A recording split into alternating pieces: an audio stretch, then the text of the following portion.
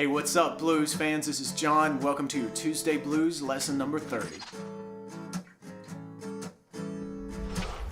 Alright, so lesson number 30 is going to be all about the pentatonic scale, and specifically we're going to learn a longer version of the scale that connects a lot of the boxes. We'll review the quick box sort of mentality and way to approach this scale, but we're going to show you an alternate way to play the scale to help you break out of the pentatonic position.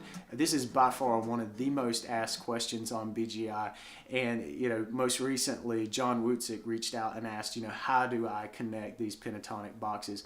Well, we'll get to how to connect them in the context of playing and improvising later in some lessons, but right now I want to give you a scale that you can practice that connects 3 of the traditional box patterns. So with that, let's grab the guitar and take a look at that scale. All right, so to get started, I want to review box 1 of the pentatonic scale. This is probably the most traditional and the most widely taught method for learning the scale, so a lot of you are probably already familiar with it, and there's good reason. It's a super cool bluesy box to hang out in. So let's review that, and we're going to work from the key of G. So that's going to start here on the 3rd fret on the 6th string, and as we go up I'll just call out the fret numbers, and I'm moving up 1 string each time. So I've got 3, 6, 3, 5, 3, 5, 3, 5, 3, 6, 3, and that's the root, but we typically go up to this 6, and then you can work that backwards. Alright, so let's play it through. I'm going to play it all the way up and then back down, just to get your ears used to hearing what we're talking about here.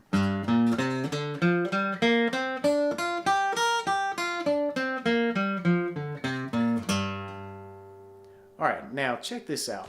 Here's a little bit of a different way to play the same exact notes, and as you'll see, I'm going to cover a good bit more of the fretboard.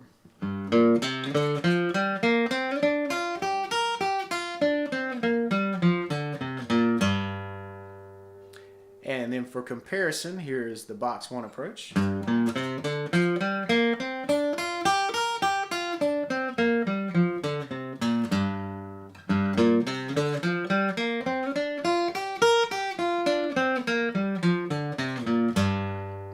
Alright, so as you can hear, those are exactly the same sequence of notes, but the cool thing is you're not stuck in this 1 4-fret range. We move from all the way on the 1st fret all the way up to the 8th fret is the highest fret here. So this is a pretty big area here, and if you're into playing electric or you got a nice cutaway, you can do the same thing in a different octave up here, just starting with this G note. Now, I'm not going to be able to do that, but when you really combine those two thoughts, that you can play all of this from here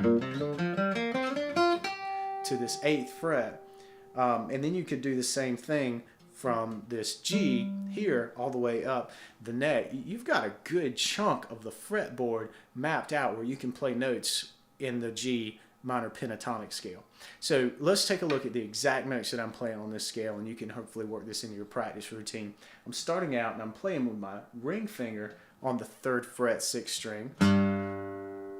That's the G. Then the B flat is here with my my index finger on the 1st fret 5th string, and then my ring finger back down 3rd fret 5th string, and then I shift up 3rd finger on the 5th fret, and then drop to the 4th string, 3rd fret, and then 5th fret, drop to the 3rd string, same, 3, 5, then I'll shift up with my ring finger and play the 7th fret here, and then I'm going to use my middle finger to catch this note here, the F note, on the B string. This is all the way up at the 6th fret, and then my pinky, or whatever is comfortable for you, will reach up and grab the G on the 8th fret. So from root to root, this thing is like this.